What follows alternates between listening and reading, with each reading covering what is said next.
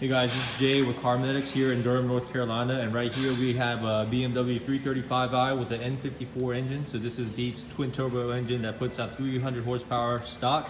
We love these cars, but one of the things that's a common problem, you see this right here, it's a broken serpentine belt, and we have the radiator, the cooling fan removed so we can show it to you better, but this is its stirred belt. It keeps on breaking the belt, and when that happens, the most important thing is to make sure that there's no pieces of the belt behind these pulleys back here, because what will happen is it will get sucked behind this crank pulley, and then they'll go into the seals, get chopped up, and then get stuck in the oil pickup tube, and it will starve the engine of oil, and then you have a blown engine. So that's the first thing. Make sure 100% of the belt is accounted for. If not, you have to drop the subframe, drop the oil pan, and look up into the pickup tube and make sure you get all the belt pieces out, and replace the front crank seal.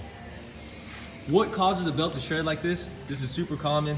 Typically, the oil filter housing gasket leaks, and then it gets onto the belt, and once any oil or any kind of lubricant is on the belt, that deteriorates the belt pretty quickly. That was the first cause of failure.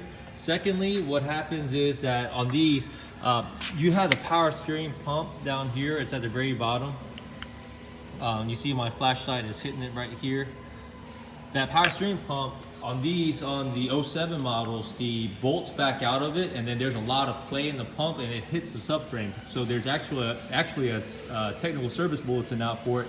BMW wants you to replace the subframe, the motor mount, and the power steering pump pulley. That's an expensive repair, and this was doing that. So that was a second cause of failure, but we fixed that, and it did it again.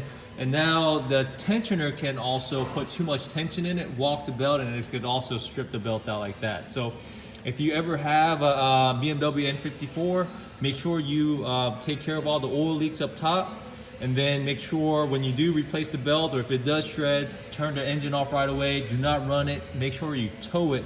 And once you do tow it, get the shop to drop the oil pan, because a lot of shops don't know. If you don't work on BMWs a lot, you don't know that it can get sucked into the crank, and once that red oil light turns on, I mean, that's too late. Your engine is starved of oil, and then that's when you have a thrown rod.